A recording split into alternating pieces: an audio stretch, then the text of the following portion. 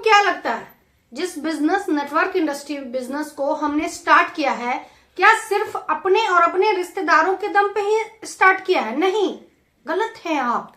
ये बिजनेस हमारे देश की 140 करोड़ जो जनता है ना, हर व्यक्ति के लिए है।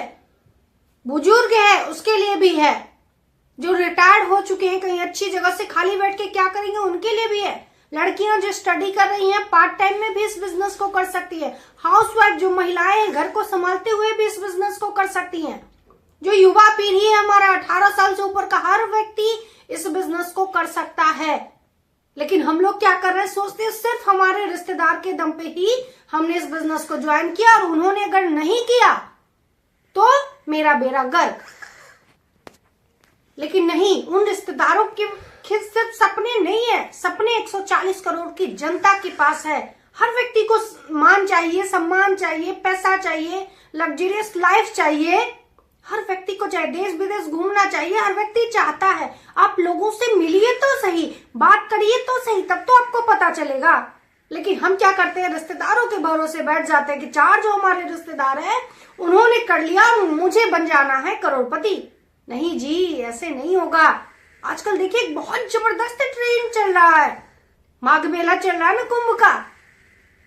सब लोग उस पे रील बना रहे हैं, कोटो लिख रहे हैं कि क्या कहते हैं, माघ मेले में पहुंच जाओ, कुछ नहीं, कोई कह रहा टीका लगाने का काम कर लेंगे तो इतने करोड़ लोग आएंगे, इतने करोड़ रुपए लगा लेंगे। कोई कह रहा हम चाय बेच लेंगे, 2-2 रुपए का ही चाय बेचेंगे, 2 से 5 लाख रुपए कमा लेंगे।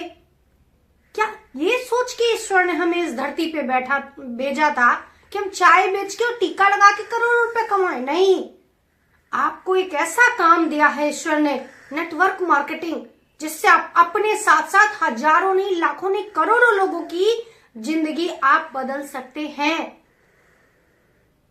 ये मेरी सोच है और हम चाहते हैं इस सोच को आप भी बदलिए। और हम देखते हैं कि प्रवीण सर की इस बारे में क्या राय है कि क्या ये बिजनेस सिर्फ हमें रिश्तेदारों के दम पे ही करना चाहिए या 140 करोड़ की जो जनता है उससे क्या कहना चाहिए और कैसे बताना चाहिए। देखिए प्रवीण सर क्या कहते हैं इस बारे में। जितने मिलने वाले लोग हैं उनको खंगाल लीजिए, उनके साथ बैठक करिए, वो आपकी नेट प्रैक्टिस करा देंगे। कोई हाँ बोलेगा, कोई ना बोलेगा, कोई कुछ बोलेगा, कोई कुछ बोलेगा, कोई कुछ बोलेगा, कोई ज्वाइन करेगा, कुछ प्रोडक्ट ले लेगा, कोई कहेगा ठीक है अगले महीने बताते हैं, कोई कहेगा कुछ, कोई कहेगा कुछ। किसी के दर्द कुछ और होगा, किसी का दर्द कुछ और होगा, किसी के साथ समस्या कुछ और होगी, किसी के साथ समस्या कुछ और होगी। कोई फाइनेंशियल प्रॉब्लम बताएगा, कोई बीमारी बताएगा, कोई आने वाले समय में कहेगा कि भैया वाइफ ने मना कर दिया, कोई कहेगा पेरेंट्स ने मना कर दिया, कोई कहेगा बच्चे तैयार नहीं हो रहे, कोई कहेगा कुछ, कोई कहेगा कुछ, कोई कहेगा कुछ। उसी में से कुछ आपको रिजल्ट भी मिलेगा। जरूरी नहीं है कि जिसके पास आप गए वो आपके साथ ज्वाइनिंग कर ले और फटाफट आपका काम ही स्टार्ट हो जाए, ऐसा कहीं नहीं होता है। बस एक चीज याद रखिए कि आपने अगर कोई दुकान खोली है, इमेजिन करिए कि आपने कोई दुकान खोली है और 10 लाख 20 लाख रुपया लगा के आपने दुकान खोली है, तो क्या केवल पड़ोसियों के दम से, रिश्तेदारों के दम से?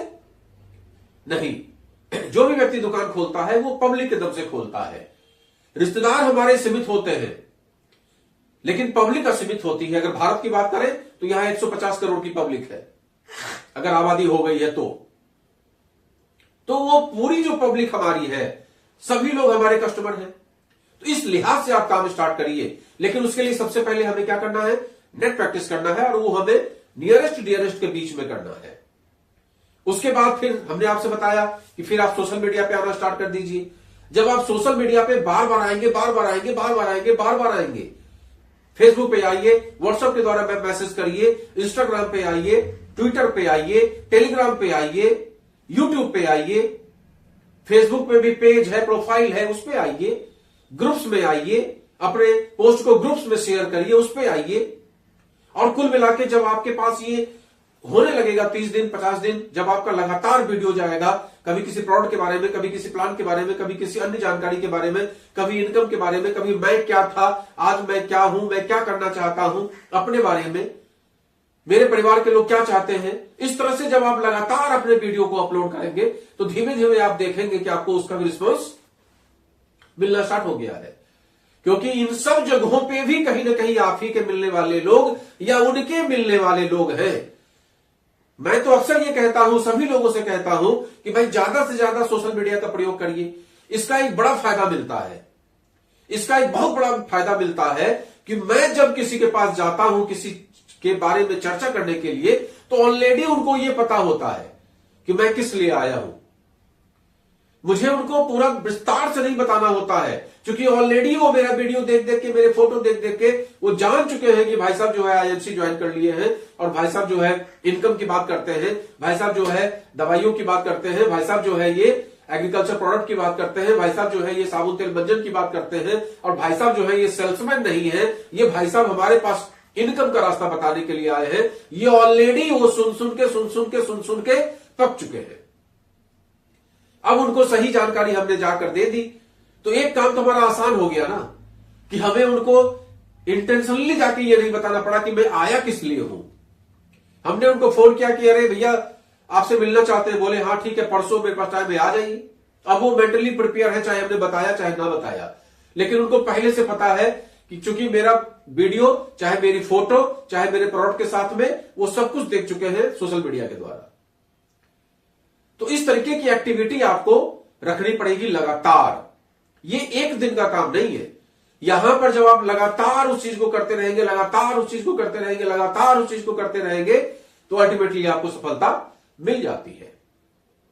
क्योंकि सबसे बड़ी समस्या यहां आती है कि हम यहां बोलना ही नहीं जानते हैं, यहां समझा ही नहीं जानते हैं। तो धीमे धीमे हम सीखते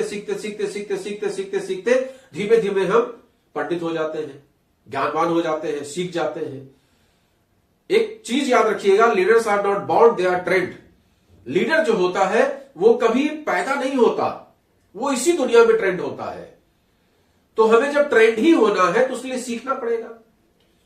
कुछ हम प्रैक्टिकल सीखेंगे घर बैठ के, और कुछ प्रैक्टिकल सीखेंगे मार्केट में जाके। कुछ रिजेक्शन के बारे में यहां सीखेंगे, कुछ रिजेक्शन के बारे में फील्ड में जाके जब रिजेक्ट होंगे। तो इस तरीके से धीमे धीमे धीमे आपको कामयाबी मिलेगी। लेकिन इस चीज का विशेष ध्यान रखिएगा कि मिनिमम एक्सपेंस में इस काम को कैसे किया जाए, वो मैं बराबर आपको बताने का प्रयास करता हूं कि फालतू में आपका खर्चा ज्यादा ना हो। और जब इनकम होने लगे, जब आपके टर्नओवर होने लगे, जब 10-5 हजार रुपया अकाउंट में आने लगे इस डायरेक्ट सेलिंग बिजनेस से, तो अपने व्यापार को आप 25 किलोमीटर, 50 किलोमीटर, 100 किलोमीटर पूरे देश में घूमिए। जैसे आज 18 स्टेट में हमारी टीम है और हम लोग अक्सर जाते रहते हैं। आज भी हम लोग प्रयाग जाने वाले थे, लेकिन वंदे भारत का रिजर्वेशन काफी लेट ट्रेन हो गई, तो हम लोगों ने उसको कैंसिल करा दिया। इस तरीके से हम लोग जाते रहते हैं, भागते रहते हैं, 18 स्टेट में भागते हैं। कभी उड़ीसा जाते हैं, कभी कोलकाता बंगाल जाते हैं, कभी आसाम जाते हैं। आप वहां तेजपुर में देख लीजिए तो हमारी टीम है, कामाख्या में देख लीजिए तो हमारी टीम है, गुवाहाटी में देख लीजिए तो हमारी टीम है, नुनमती में देख लीजिए तो हमारी टीम है, दिसपुर में देख लीजिए तो हमारी टीम है।